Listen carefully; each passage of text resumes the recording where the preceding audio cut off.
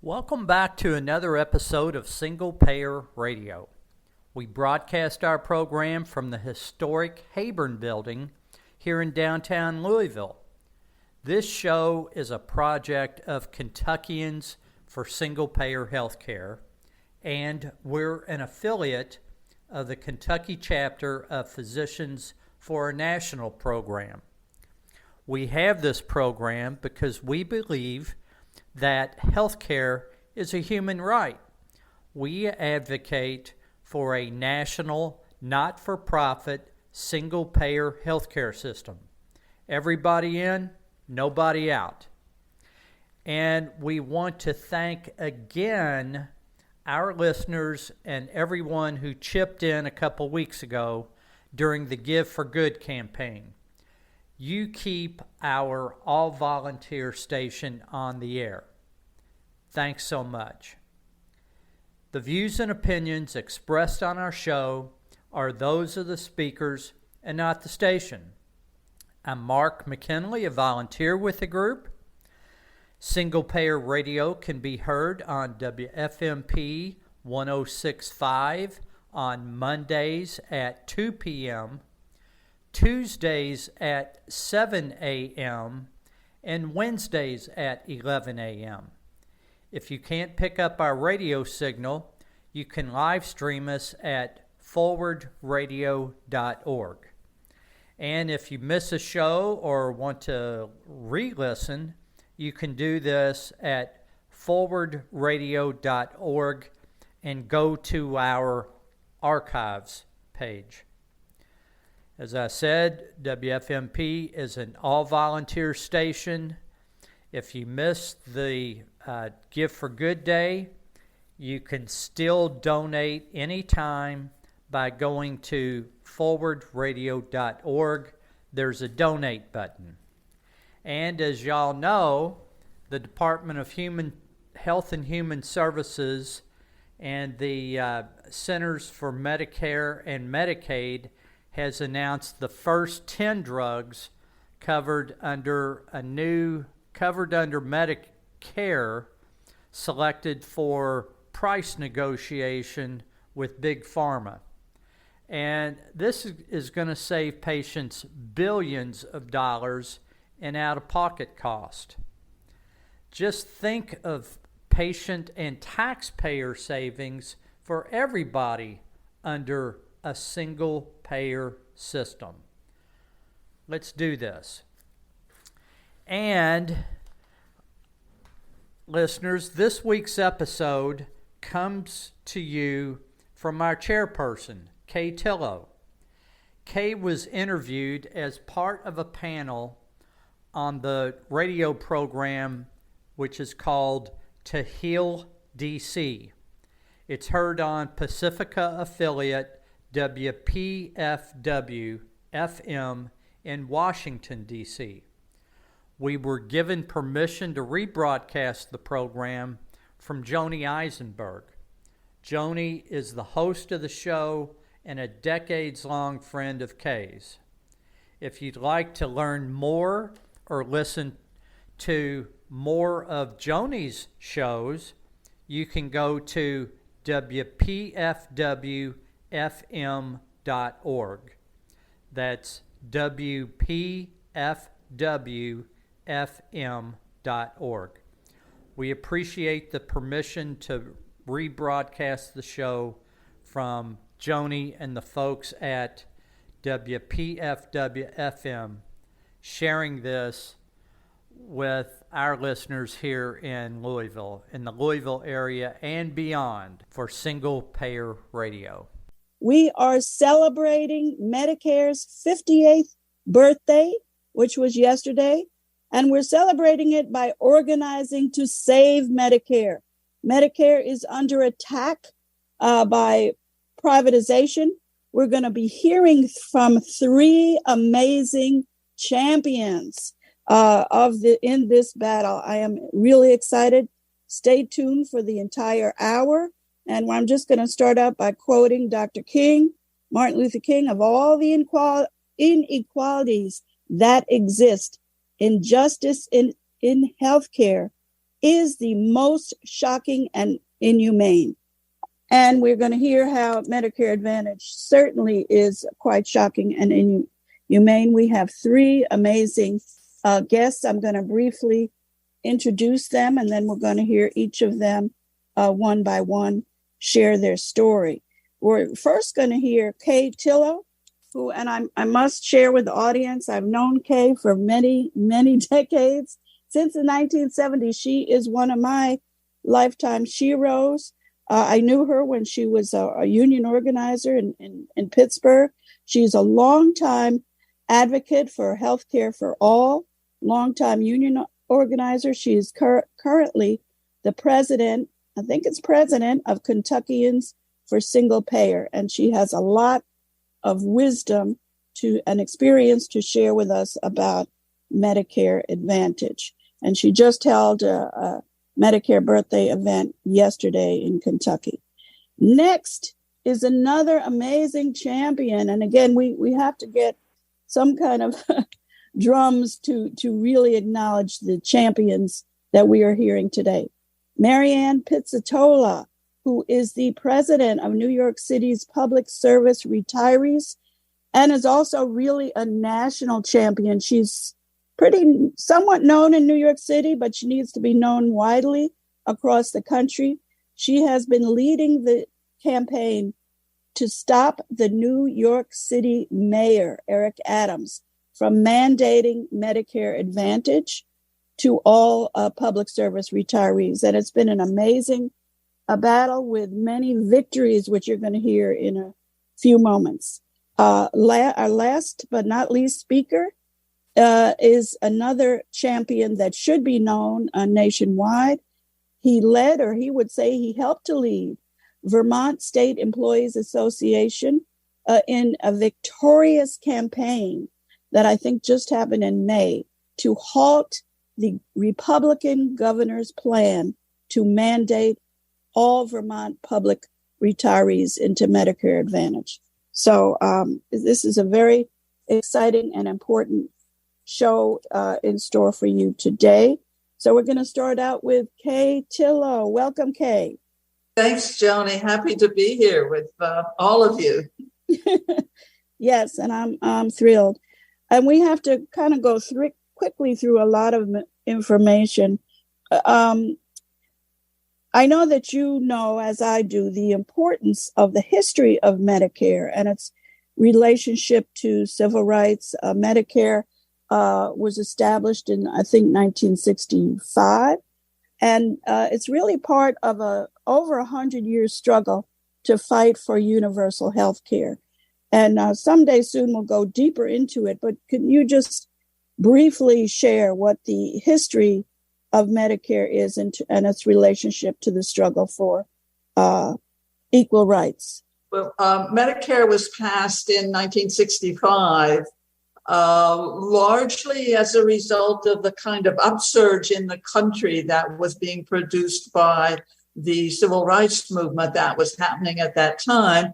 And because the civil rights movement had achieved the Civil Rights Act in 1964, when Medicare was passed in 65, the country was able to use the Medicare legislation as the vehicle that integrated hospitals within the nation, that ended the segregation, that ended the blockade against African Americans using hospitals across the South, and that forced the hospitals to integrate. And it was a major transformation, that link between a grassroots movement and a federal program that provided the money.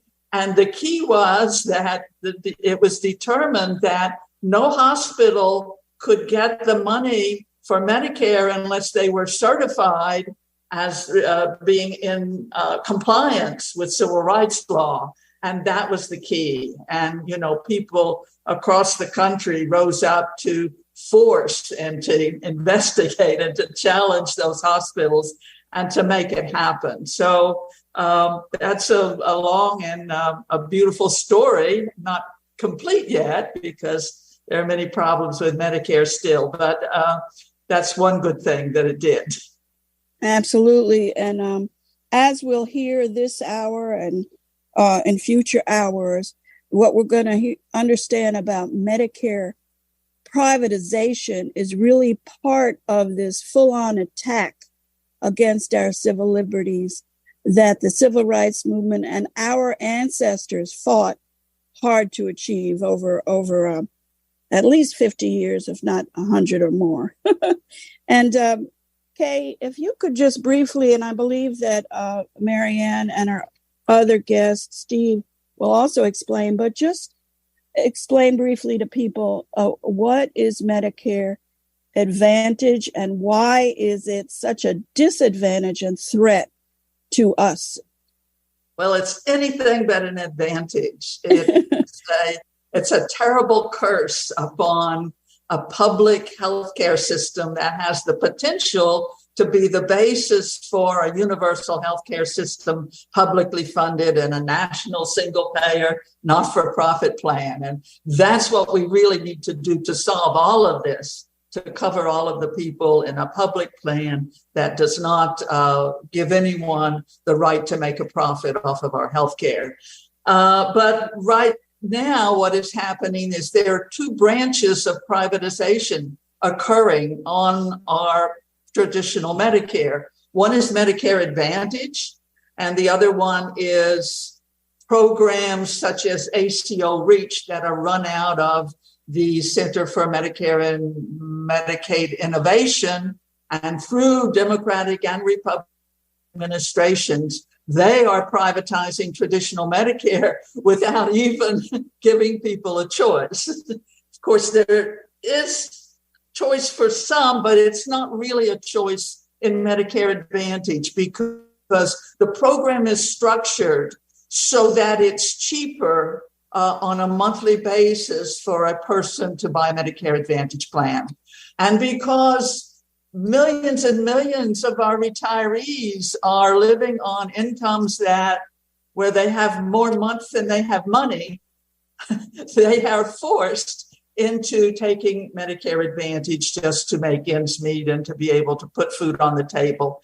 And on top of that, there's something called egg whips that was put into the law in 2003, and that Billy Tozen law that messed up everything. And it allows employers to put people who are entitled, retirees who are entitled to retirement benefits into a Medicare Advantage plan, privatizing it without their consent, without even asking them. So we have a whole number of branches that are happening. The privatization is a terrible thing because it keeps people from seeing the doctors they need. It keeps people from getting into the institutions that they need. The better-known cancer centers are never on the list. We have a doctor here in Louisville who says he can't get his Medicare Advantage patients into a decent rehab center because none of them are ever on the Medicare Advantage list. So Medicare Advantage puts a private, for-profit middleman between the patient or the retiree and their health care. And it makes a ton of money. They're now being overpaid by about $75 billion a year. That's the latest estimate that we have seen. It is a disaster. It's threatening the Medicare Trust Fund. It threatens the lives of our retirees. It threatens the whole Medicare program. And that's why, I'm so encouraged by these struggles that are being waged by people at the grassroots level, by the people on this program, because for the most part, people don't understand it. It's a bit complex and it's hard to get your hands around it. And most people don't know the difference between Medicare Advantage and traditional Medicare. So that's not even half the story, but that's just like a beginning of what is happening and what has to be stopped and really what has to be ended completely with a national single payer, not-for-profit healthcare. Healthcare should be off limits for private equity, venture capital, all the folks who see it as a way to make money. It has to be something that is human and caring and seeks justice and takes care of people. And we are in a fight for our lives as we try to save the healthcare that we have and advance it to where it needs to be. You know, in this country, we're going backwards in life expectancy. We're 4 or 5 years behind the other wealthy countries. We don't have the best system in the world. We have a system that locks people out and that forces them to have skin in the game. That horrible, horrible insurance company name that says you can't get to the doctor unless you pay. And if you can't pay, you don't get it. It's really an inhumane system. And as a matter of fact, it's what Dr. King, the real word that he used in that quote was inhuman, that it's inhuman. Yes. It's beneath where humanity is to deny care to anyone in the country. So that's the battle that's being waged. And what is so beautiful is that now there are grassroots groups that are rising up to fight those battles. And I'm just learning about Vermont. I've been following those feisty New Yorkers. Yes, and we're going to hear from them in a moment. And I'm going to give a shout out actually to Kay's husband, Walter Tillow, also a fellow New Yorker as I am. And Walter Tillow comes out of worked in Mississippi with the Student Nonviolent Coordinating Committee, is close to some of our comrades right here in Washington, D.C., including Dory Ladner. So we're going to hear from the New Yorkers in a moment, but I just wanted to add to what Kay said, and perhaps Marianne can talk about it as well. I think there have been recent studies that show that the denial of care that Medicare Advantage so-called insurance companies are doing has resulted in possibly 10,000 deaths. 10,000 deaths just to put more money in their pockets. So, Kay Tillow, we are very proud of you. We thank you for joining us. I'm sure you're going to be with us again soon. And again, Kay Tillow, among many other things, is the president of Kentuckians for Single Payer Healthcare, longtime union activist, and activist for all. And we're going to jump now into another major shero. And many people listening now to PFW may not have heard of her. She should be a national name. Her name is Marianne Pizzutello. She is the leader, the president of the New York City Public Service New York City Retirees. She's been leading and winning an amazing campaign, which we're going to hear about in a moment, and how this all links to the battle to save Medicare. So as we welcome Marianne Pizzutello onto our WPFW airwaves, Marianne, tell us, before you were leading the New York City Retirees, what did you do? I was retired. I actually had a life. But you... I was living a quiet life, actually, gardening and learning. Well, we were coming out of COVID. I had learned by YouTube how to rebuild my Volkswagen bus engine. I have a 1971 Volkswagen. I learned how to do that during COVID. I was gardening and playing with my dogs. Like, I had a peaceful, quiet life. Then politics. But you also were emergency medical technician before then? FDNY EMS. Yes, I retired from New York City Department. And that's the New York City Fire Department. Yes. And many of us who know Marianne's work are very, very proud of her and her victory. So tell us briefly the history of this campaign that you're waging, and maybe where we are now with the court case. And then after that, we'll talk about what happened on Tuesday, on Lobby Day. But first, tell us about the history of your campaign with New York City Retirees. How many New York City retirees are there in New York? So the city says that this affects 250,000 people, so 250,000 Medicare eligible retirees. And that doesn't include all the up and coming, or we call them retirees in training, that will be right behind us. So we started this campaign in 2021. We found out in spring of 21 through a newspaper article that our former unions and the mayor, then de Blasio, were going to auto enroll us into a Medicare Advantage plan, stripping us away from the 14 choices of plans that we had for various regional coverages, including our access to traditional Medicare, unless we were going to pay for it, which was not something that we had ever done before, because New York City health benefits are actually codified in statute that the city will pay for every employee, retiree, and their dependents up to a specific benchmark. So when we found out about this, we started to look into it. And then I created this organization with another group of retirees for the specific purpose was to sue the city to stop them from doing what they were doing. We are the unions. When I say the unions, it's a municipal labor committee that had chosen to do this, to auto enroll us into a Medicare Advantage plan that they created, and we're going to charge us $200 a person in order to stay in the plan. We filed the litigation in September of 21, 1 month after we founded this corporation, to sue the city. We won that case. The city appealed to the first department. We won that case. Then, as it navigated through the court system, the city recently just filed to bring it to the New York State Court of Appeals. In the interim, the city kept trying to go around the judge's decision. We filed a second litigation last year, I believe it was September, and that was on the copays, because what they were trying to do was make the current plan that we're on, which is a supplemental plan that the city pays for, painful as possible to stay in. So now they were saddling us with copays that were amounting to a car payment. We won the injunction on that case. The city appealed to the first department. We won the appeal. Right now, we're waiting for a court date.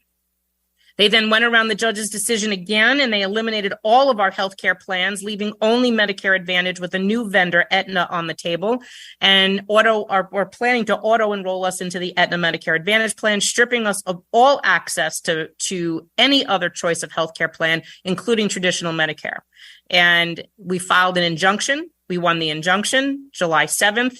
The city filed a motion to appeal. We're waiting to see what happens on that. So we've literally been, major wins is 6 major court wins. We've won every time so far, and knock on wood, that keeps on happening. But yes, that's where we are today in terms of the litigation. And I just want to mention that, unfortunately, the New York City's, he's still new mayor, Eric Adams, has been, sadly, the leader in this campaign to force all retirees into Medicare Advantage. It's very tragic to some of us who had hopes for him, but I don't think he has too much. His support in New York City is certainly greatly diminished by this act and others. So the court victory, as you said, just happened July 7th. So again, this is a major victory, not only for New York City folks, but for all of us, because this is a judge saying that there's an injunction. He cannot insist that Medicare Advantage be mandated for all New York City employees. I believe the outcome of the injunction stops in September. But I also want to mention last week we had part 1 of this Medicare Advantage discussion with another hero, Charles Barron, who is an elected activist, long-time New York City city council person, former member of the Black Panther Party, and much, much more. And he has, I think it is, Marianne, a bill in the city council asking people or asking the city council to vote that all New York City retirees should have a choice, should not be mandated into Medicare Advantage. And I think this bill is also a model, perhaps, for what we can do in the country, around the country. Jumping forward into just this last Tuesday, this last Tuesday was Lobby Day for Medicare in Washington, D.C. I understand that Marianne Pizzutelli, again, the leader of New York City's retirees, public service retirees, brought at least 70 folks to the Lobby Day. And of course, there were several very, very powerful testimonies given. So, Marianne, just share with us a little bit about what was exciting to you about the Lobby Day on Tuesday. So that was exciting. We did take 70 retirees to Washington, D.C. with us to meet with various elected officials and held a press conference, which was we held it in high regard because we couldn't believe the people that were sitting with us, standing with us side by side, when I can't even get half of the body of New York City to stand with us on this issue.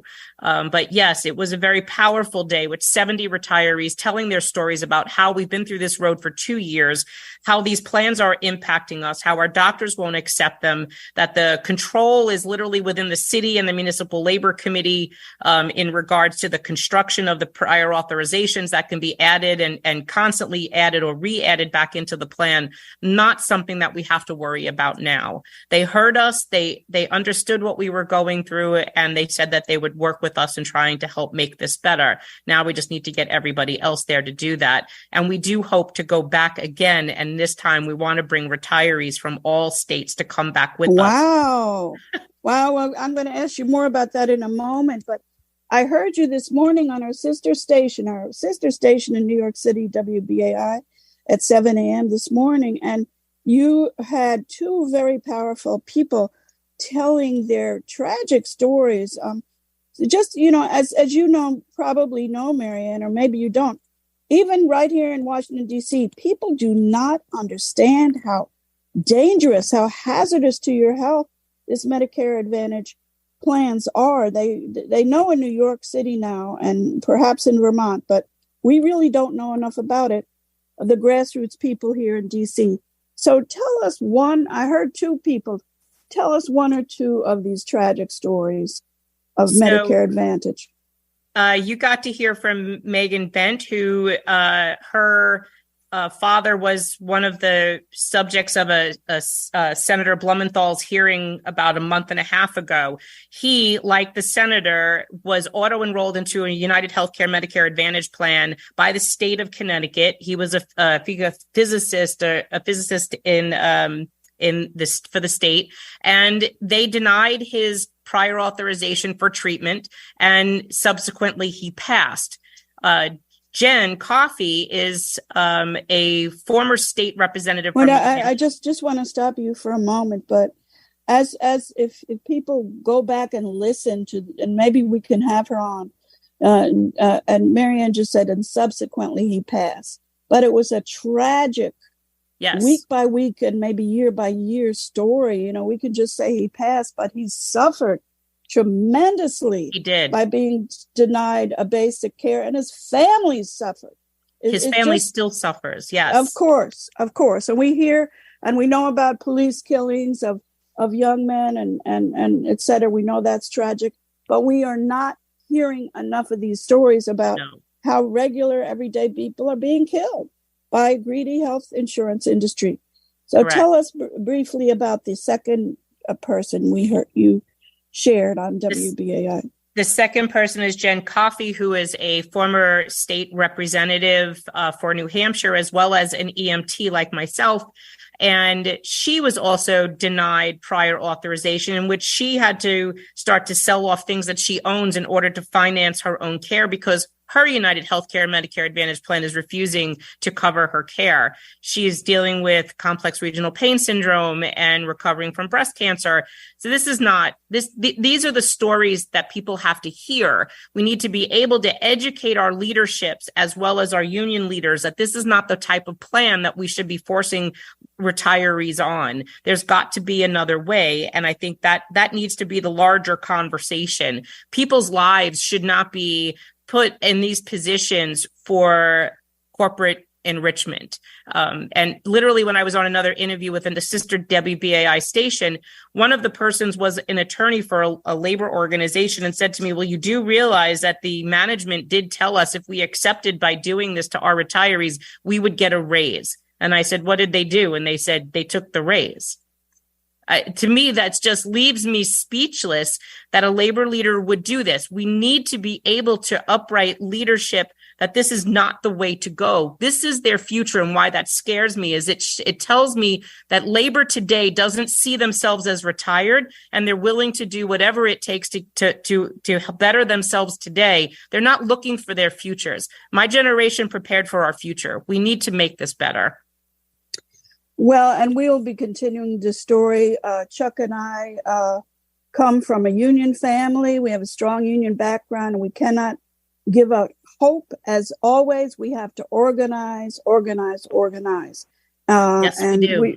We will hear from what happened in Vermont in a moment. But one thing we do not have enough of is a strong national movement to stop Medicare Advantage. So I want to hear from you, Marianne. Unfortunately, you only have a couple minutes, but how do you see us moving forward to build a national movement to stop Medicare Advantage? And how can maybe some of us get involved?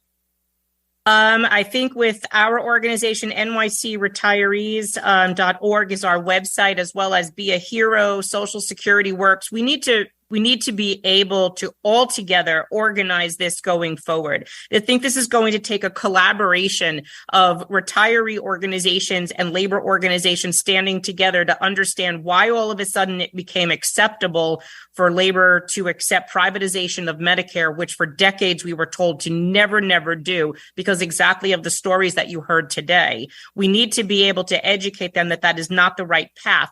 My fear is that this was corporate greed, that the insurance companies have full labor and municipal segment market insurer advisors that are going to the management and are going to labor and saying, you could do this and sell off those plans and it'll save you on your balance sheet. And then going to labor and saying, you could use this savings as a means for negotiations.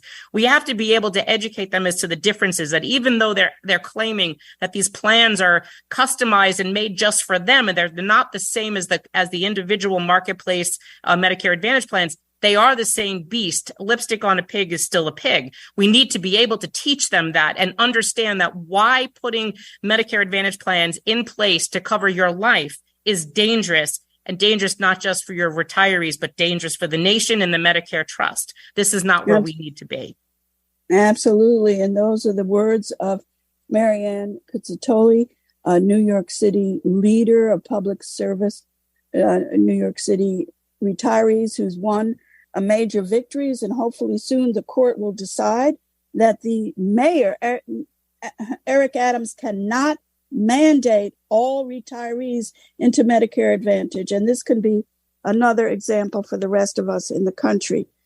Moving right along, you're listening to WPFW 89.3 FM. This is Joni and Chuck with To Heal DC, which was founded 31 years ago, fighting for universal health care. We now are our last guest is someone who, again, is a hero. He is a hero. He's going to be modest and say that he wasn't the only one organizing, which is true, but it's still true that he is a hero. And that is Steve Howard, who is from Vermont, the state of Vermont, and I believe works in Montpelier. He is the executive director of the Vermont Services. Oh, I'm sorry, I'm going to get the name wrong. Let me have Steve Howard share the name of the organization, and he's going to talk about the great victory that was recently won in Vermont. So welcome, Steve. Well, thank you. It's a Vermont State Employees Association, the SEA. A little bit of a tongue twister. Yes, I thought I had it, but tell us, Steve, first of all, just tell us, what is the Vermont, the association, and how many workers do you represent? Retirees do you represent? Sure. So the Vermont State Employees Association is the union for the state employees and frontline workers on our state college campuses and in our judiciary. And we represent about 6,000 members and about 10,000 retirees, give or take, depending on how you count them, but a pretty significant group of retirees here in Vermont. And I'll just say that I am proud to be part of a real team that worked really hard on this campaign from the minute that we received notice that the governor was going to try to force this on our retirees. And spoken as a true organizer, he's giving the credit to all the people who were involved. I want to ask you, listeners, please keep your ears open, and you may want to take notes. This story is a tremendous victory that has not yet been shared nationally. So I want you, Steve, to take us somewhat slowly, step by step, of the campaign that I maybe started in September of 22, maybe, and ended in May. But this is a tremendous victory. So tell us kind of how it began. And thanks to my friend Carol Hausner, who former Tacoma Park musician, now in Vermont. She shared with me this story. She shared with me the newspaper articles. But take us step by step because it was a real struggle. It just didn't happen. So when did this start? Well, it was a battle, and it's not, we're getting used to having these battles as we try to manage the scarcity of the current political environment. It basically started ironically on the Friday before Labor Day weekend of kind of an ironic time when the administration, the governor Phil Scott, was that last year? Yep. So a year ago. The governor's office, the Secretary of Administration, alerted our president and the VSEA that they had a great idea, a great plan for us, and they were going to put us into Medicare Advantage.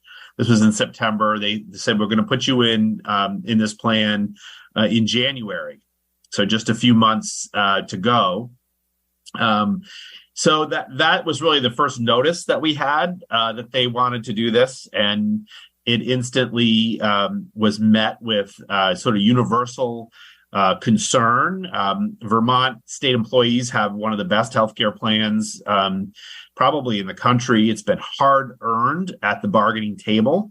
And fortunately, the statute in Vermont says very clearly that retired state employees are in the same health insurance plan as active state employees. And so we felt very strongly that they could not unilaterally force us into this plan without going to the legislature and asking for a change in the statute. They disagreed. The governor disagreed. And so the first thing that we did was put them on notice that we were going to fight, and that we would fight them in court, that we would fight them in the legislature, that we would make the legislature take an affirmative action to stop them. And we did what really is our strength. We went right to our members and right to our retirees. Fortunately, it was an election year, and we said, look, you've got to talk to every single legislator that's running for office. You've got to talk to the governor. You got to talk to candidates for the legislature. You got to make sure they know what Medicare Advantage is. You got to tell them why you're against it.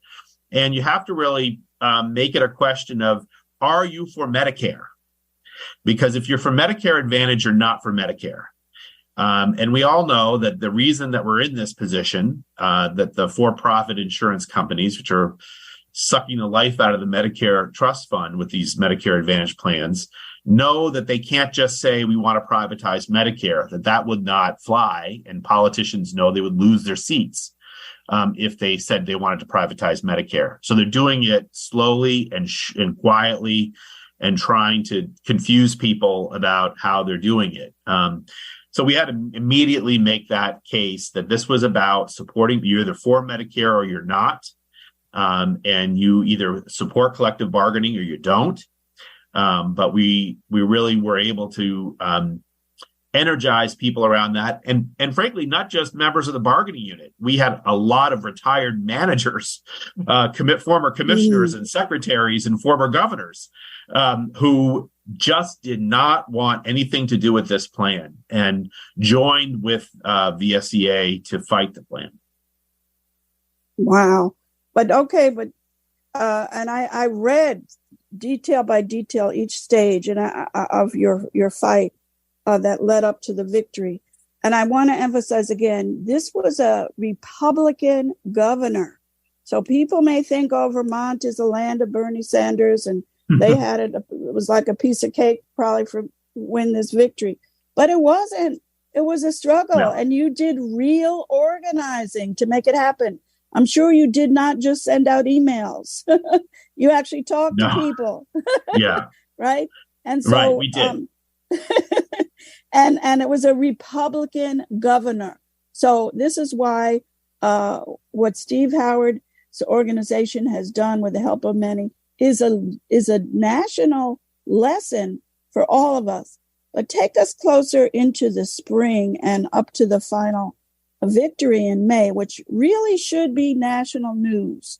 And I'm going to share that you said you know some of Amy Goodman's family.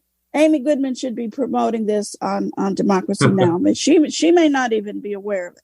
So tell us what happened leading up to the victory in May. Well, the first thing that we did was really, we as I said earlier, we activated our members and our retirees. They reached out to candidates. They reached out to legislators. And we fortunately, in Vermont, we do have a Republican governor. We have some great legislative leaders that we went to right away. Our Senate President, Senator Baruth, and our Speaker of the House. And we asked them to take a firm stand against it, which they did. And they made very clear to the governor that they were willing to join with the VSEA to oppose this. And also, there's another retiree group here that represents the exempt retirees who are not part of the bargaining unit. They joined with us as well.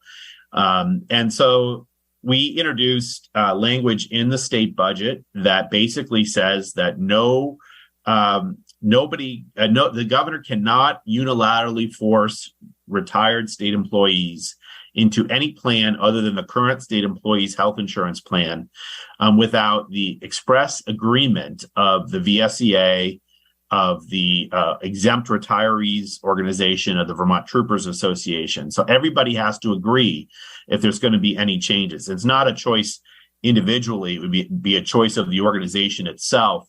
And so you'd have to get 3 other entities in addition to the governor on board with any changes. Wow.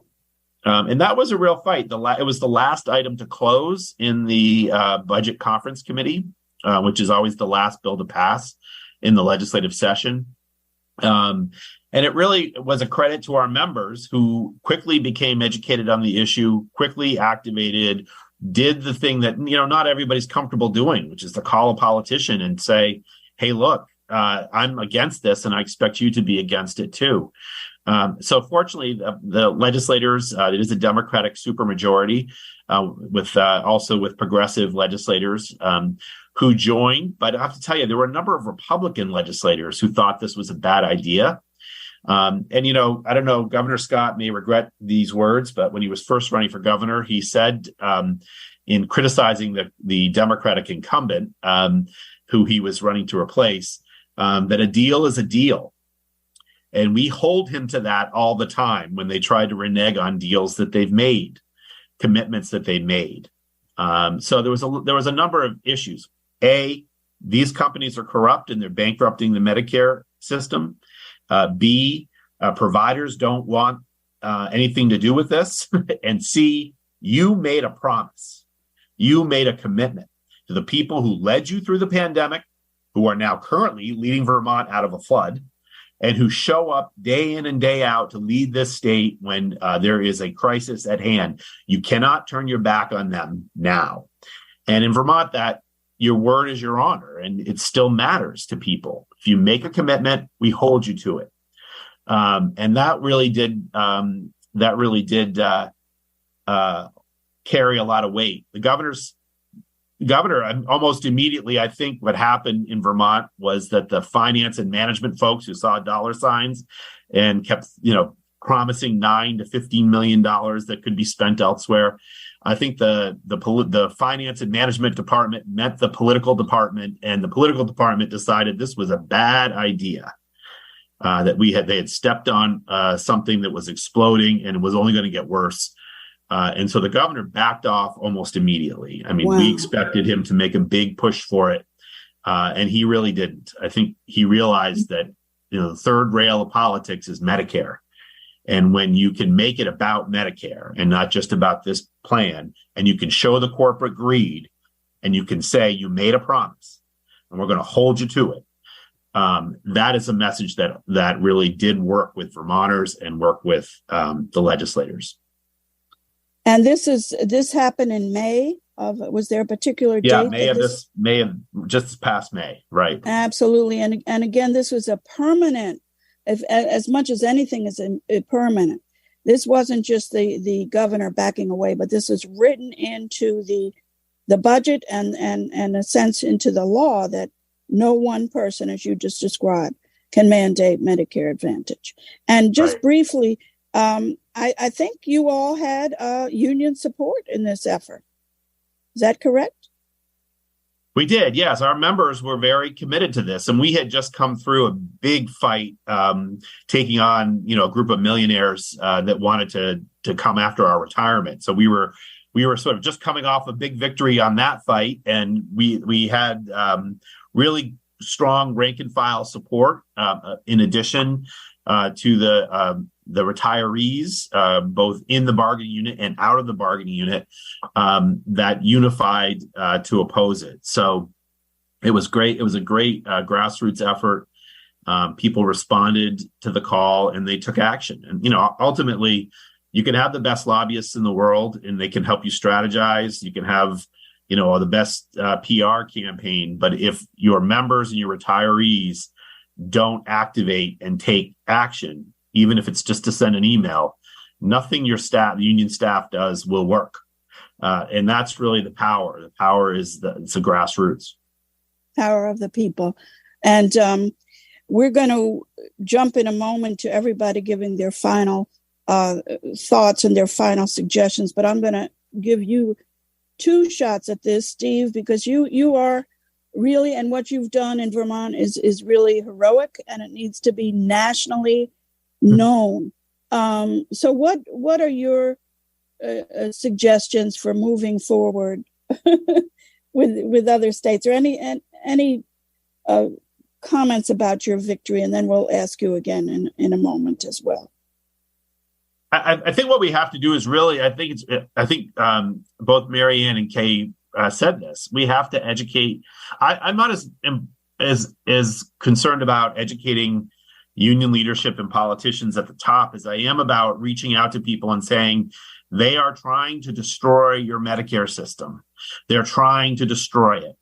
And we have to, you may not think you have an interest in it, but you've got to activate on this issue. You've got to educate politicians, and you've got to make a priority, not just about supporting Medicare funding as it exists, the traditional Medicare program, but you've got to actively educate them as to why all these crazy TV ads don't amount to anything. That is an attempt by corporate America, by the insurance industry, to bankrupt the Medicare system.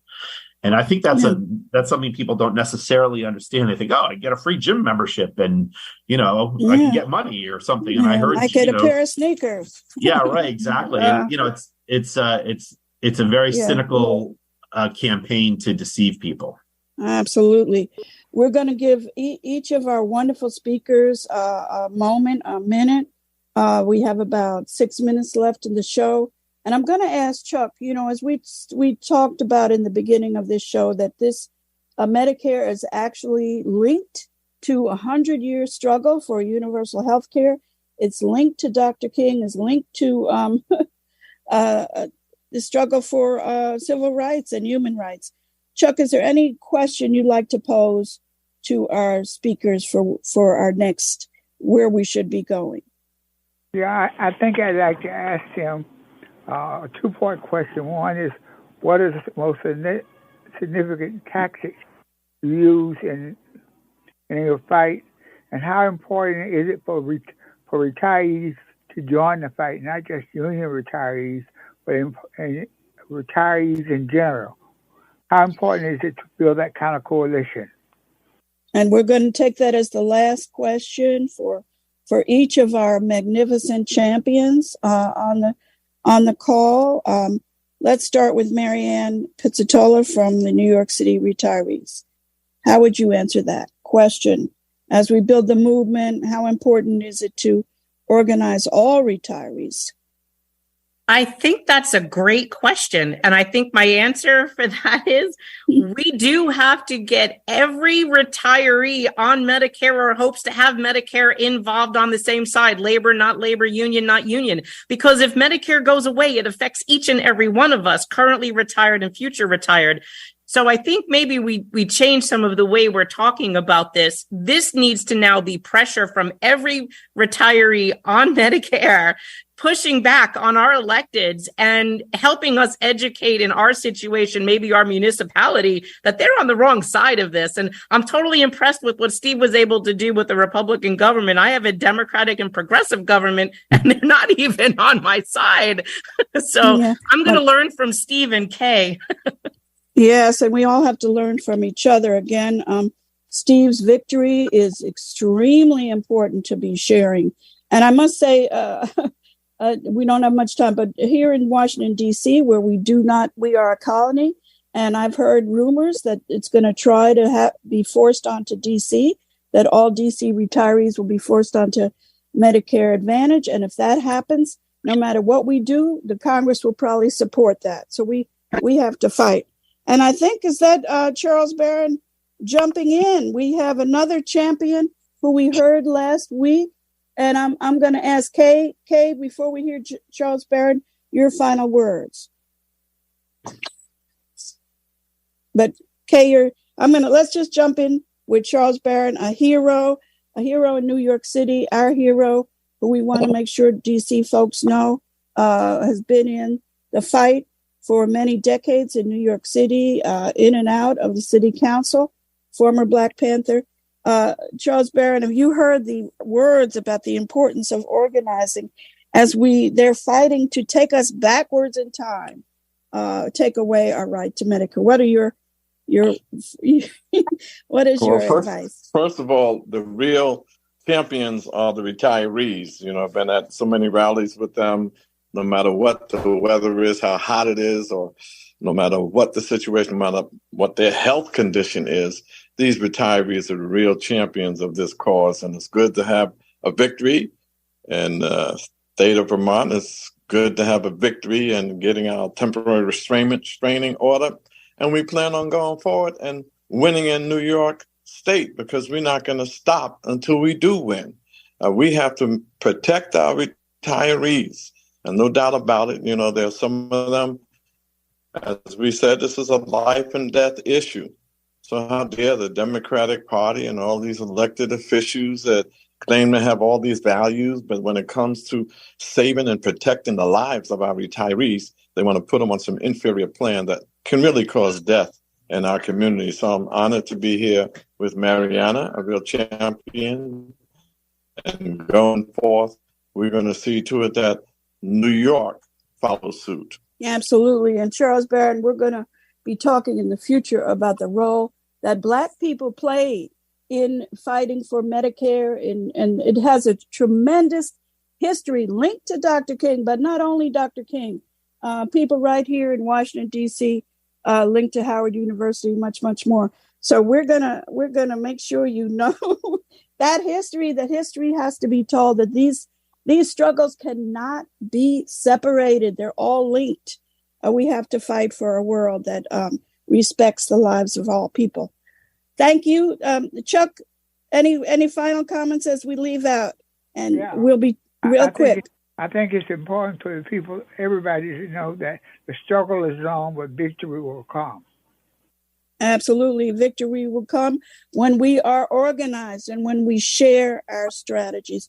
I want to thank very much Kay Tillow, longtime fighter in the movement for healthcare for all and much, much more.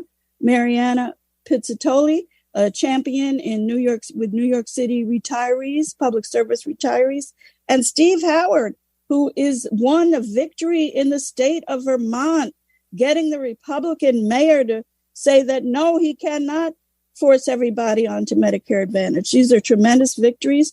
I want to thank our wonderful engineer, Magic Mike, who we love dearly. I want to thank my friend Carol Hausner in Vermont, who made sure I knew about this victory in Vermont. Thank you, Carol.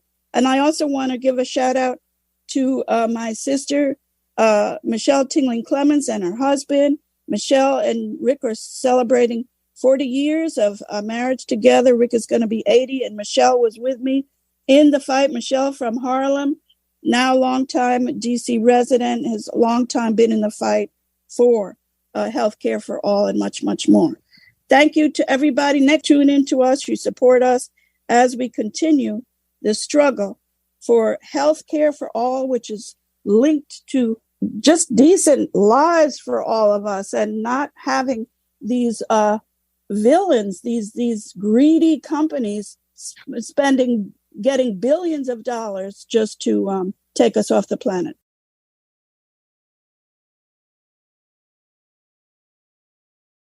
Kay and Joni, thanks again for the show.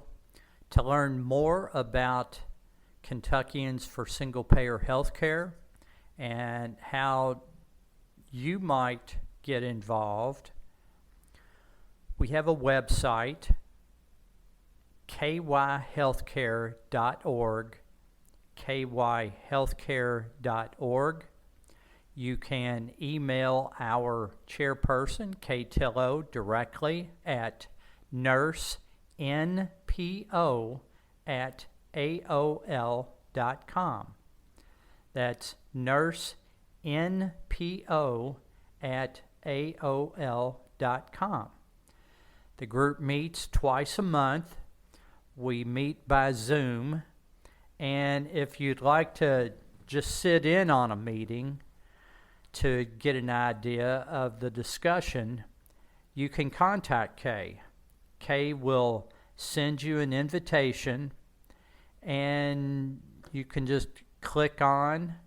The group also has a Facebook page, an Instagram page, and you can keep up with the different issues that Kentuckians for Single-Payer Healthcare is following. For Kentuckians for Single-Payer Healthcare, I'm Mark McKinley. Thanks for listening. So I'm a nursing major, and I've seen healthcare from multiple sides, and it's a lot more expensive to come in to an emergency room and be treated for exacerbation of like a lung disease or a kidney disease when that could have been prevented a long time ago if you had been going to your clinic normally. But some people, if they don't have health insurance, they can't do that.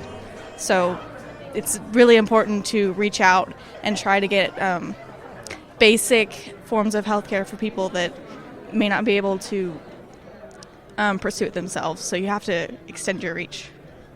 Very good. Thank you very much. Oh, I'm Sarah, and I think that single-payer healthcare should be in the U.S. because it works really well in other countries, and I believe that healthcare is like a right, not a privilege, and everyone should have access to healthcare, especially in a really advanced country like the U.S. Good deal. Thank you, Sarah. Thanks. Perfect. Okay. Thanks, Angela. And why you support a single-payer system? Yeah, my name is Frank Schwartz, and I reside in Louisville. And I remember Truman wanted, our country to have a single-payer health system, and we're still working on it. And it's as imperative today as it was then.